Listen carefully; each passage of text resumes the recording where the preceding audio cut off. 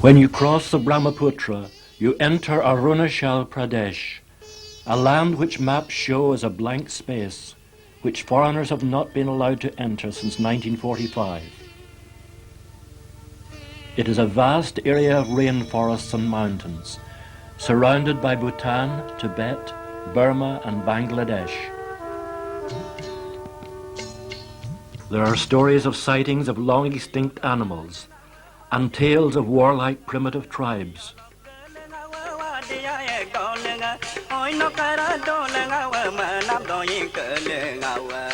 In the spring of 1993, a small group from the Scientific Exploration Society was invited to enter this mysterious land. This is their story.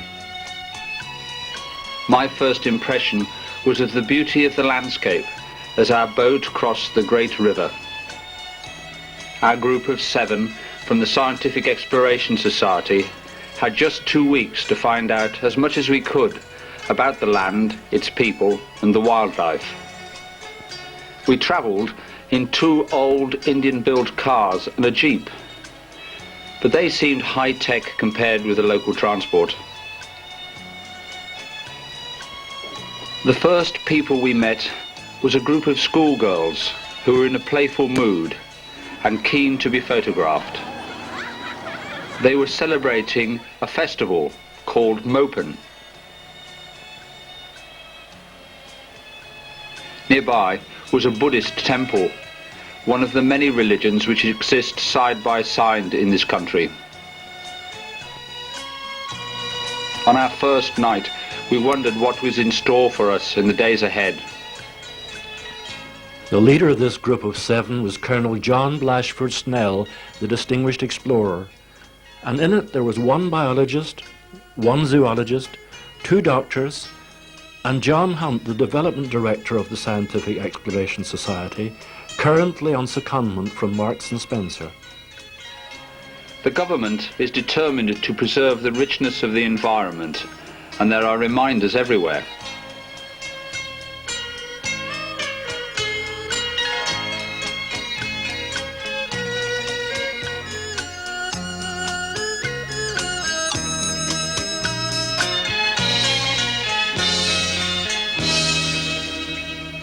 The group had an opportunity to see something of the expanding educational program, which includes training in practical skills like weaving.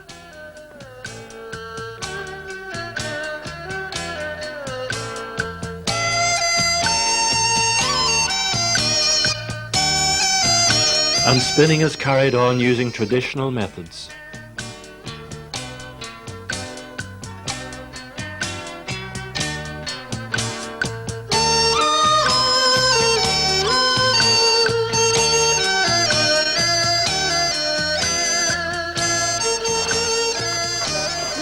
School days begin with a song.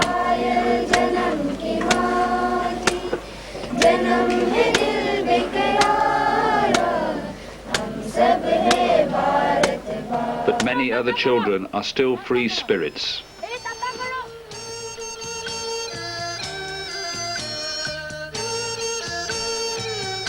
Hygiene and health care are matters of current concern. There are village pharmacies, and this hospital has just had a new wing added.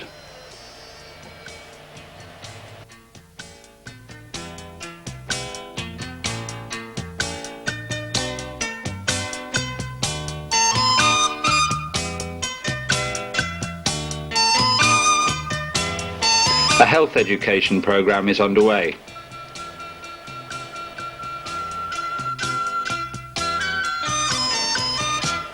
And now we were ready to set off into the jungle.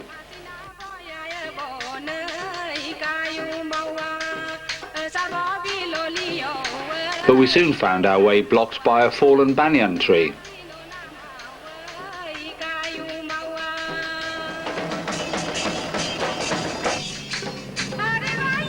One dejected party. Where'd they go?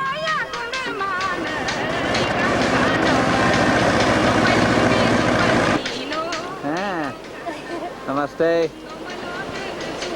Eventually the road was cleared, and we were on our way again. One of the first surprises was to find a Bailey Bridge built by the Indian Army, and close by a simple Roman Catholic church.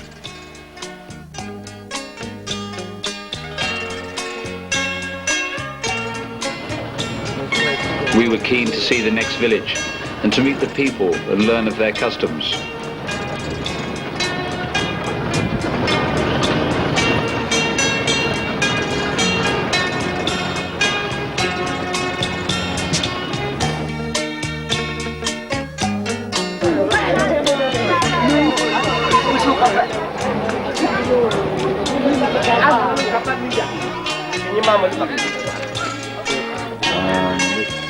This platform is where they sacrifice the mitten, the sacred bull. These poles are to signify a house where boy children live. This religious emblem is called a puja, and it's anointed with animal's blood.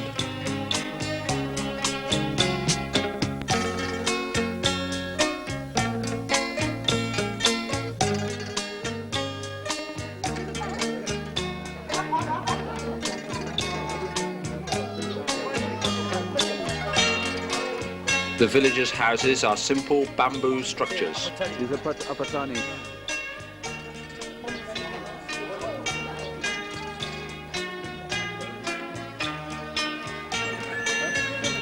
We met one of the skilled hunters. There's also bear. And tiger. Tiger's teeth.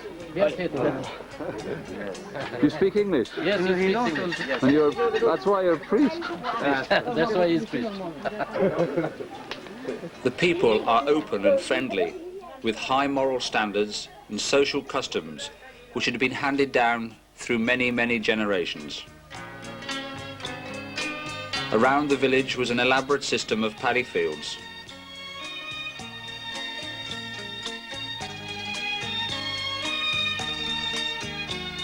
The children we met everywhere were healthy and well looked after.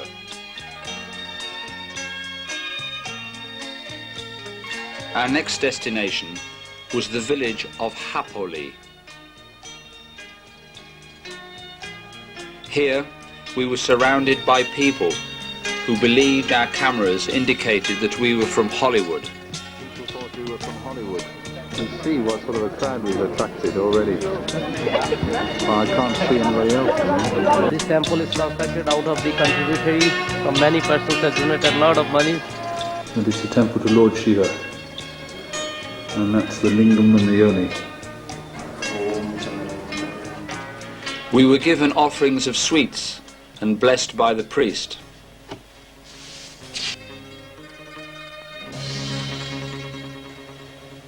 There was a warm reception from a group of dancers from Zero. Their dances seemed to emerge naturally from the landscape and blend with it.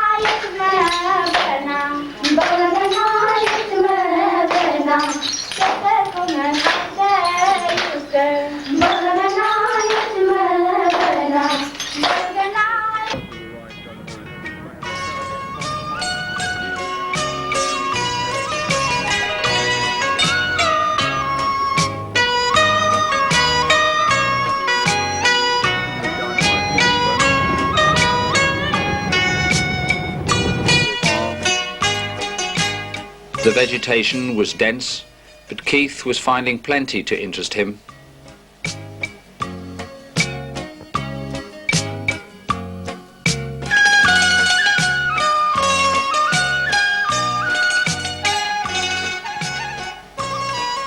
And the jungle goes down and down and down, and far below, out of sight, is the river.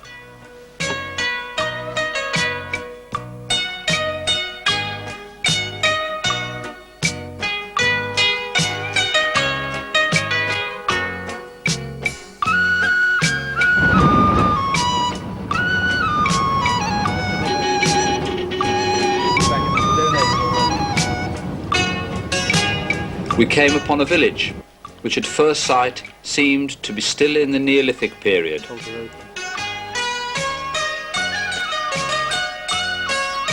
But Eric, our American, found a teacher, and this encouraged more people to come and see their strange visitors.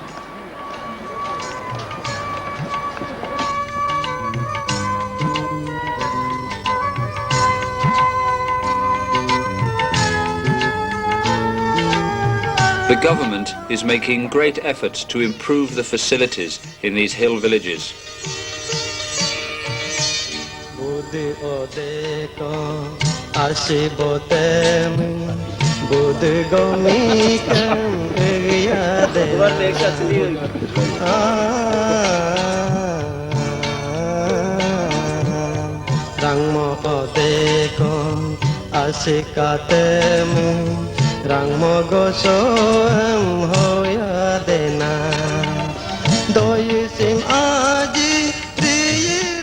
This point is the furthest we will be from civilization.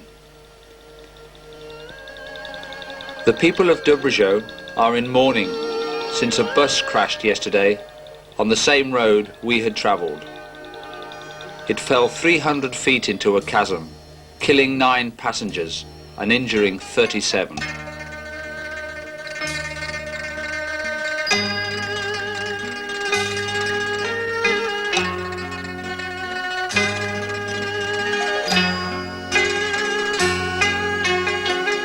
Our doctors were anxious to learn about the herbal remedies, which can be very effective.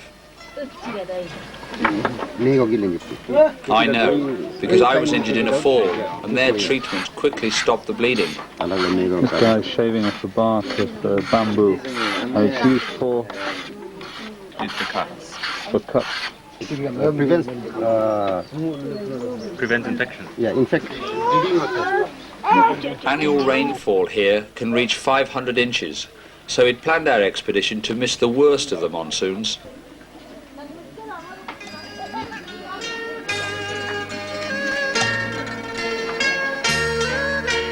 The houses had platforms of bamboo slats, which were difficult for Westerners to negotiate.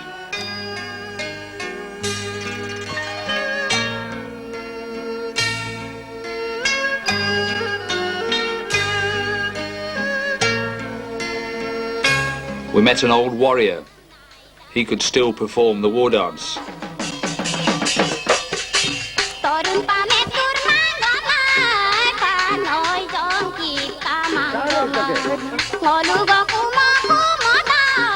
And he had memories of former battles with poisoned arrows and razor-sharp swords, using only bamboo armor for protection.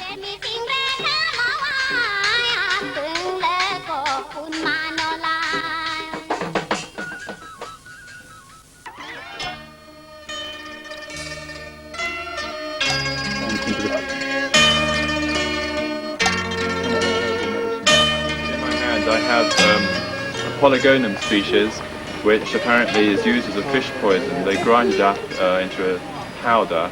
They must be using quite a large amount of this powder, and sprinkle the powder into the river and go further down the stream, and it stuns smaller fish, larger fish, and kills smaller fish. But apparently these fish are still edible by humans, so it will affect the fish more than it does man.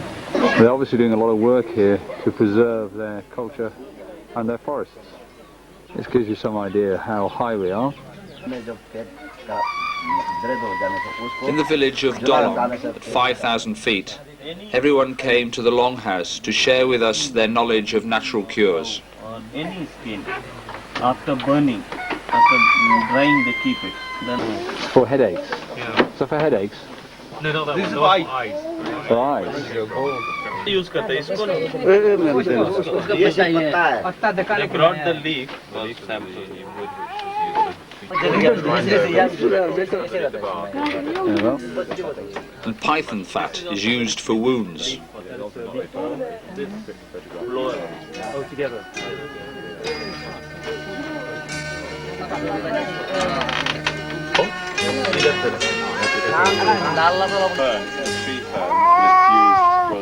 The wood here is used for treating The toothache. people make most of what they need, and their independence of spirit is reflected in song.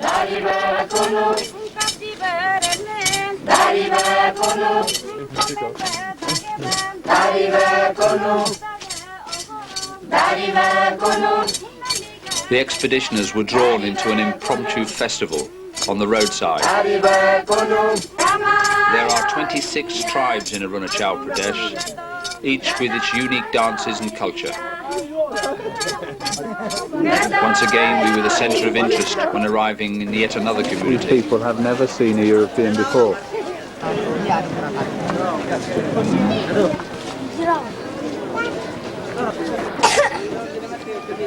It's unbelievable, eh? We just wanted to find somewhere for a night's rest before the challenge of the next day. I shall not enjoy this one little bit. These narrow, suspended bridges can only support 5 small people, but warnings seem to be ignored. I can't tell you how much I'm enjoying it. It appears to be wobbling a bit. It is.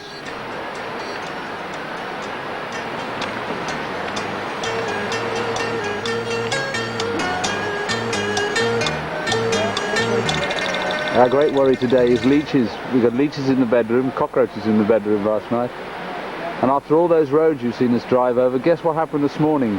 100 yards out to the billet, the first time the vehicle's been used since driving over the mountains, all the brakes packed up.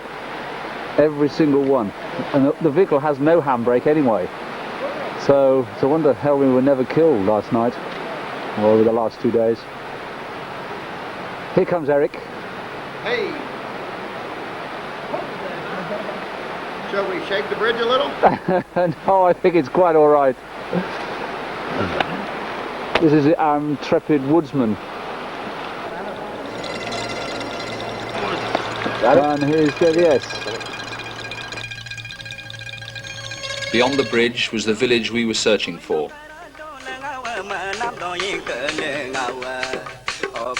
We felt privileged to be invited to share their food and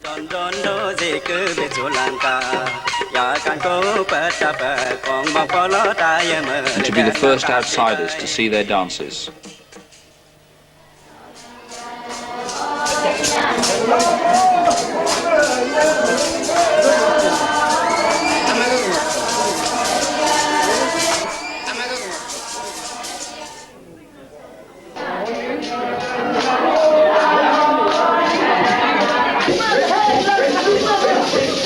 This is a fierce and impressive war dance.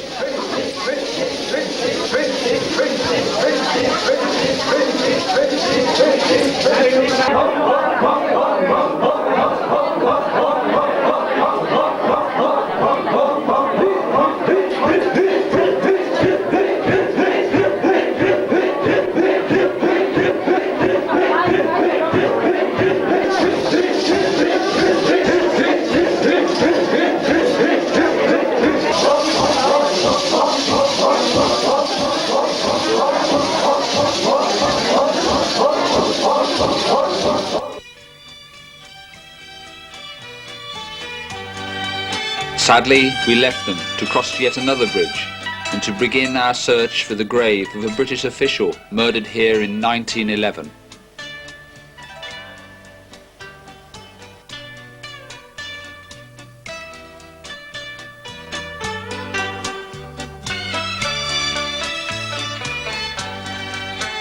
A local man showed us the village we must reach, a 15-mile trek through the bamboo jungle. We found not a grave, but a memorial that had been well looked after over the years.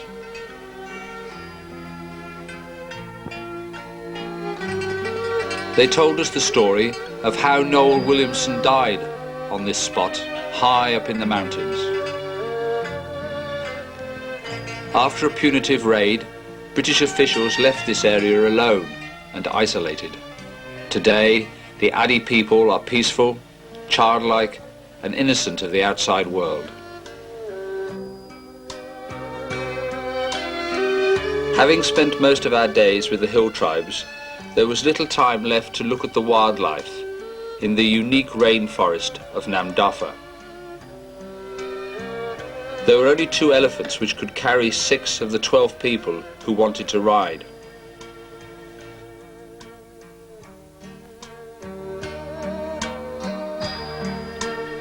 When we did set out, we were accompanied by a baby elephant called Lucky. At noon, we found a place to eat by a stream, and we were surprised when our guide set fire to the water.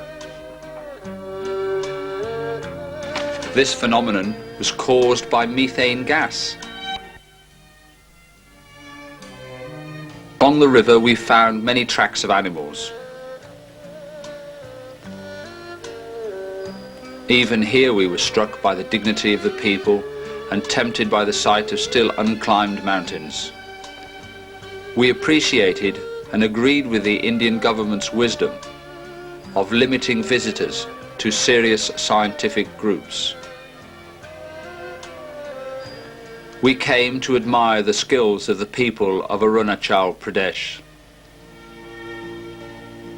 the way in which they still live in harmony with nature.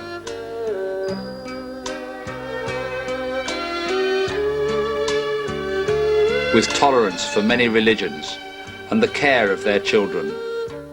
This first expedition had been made most welcome, and its members hoped to return to this undiscovered country beyond the Brahmaputra.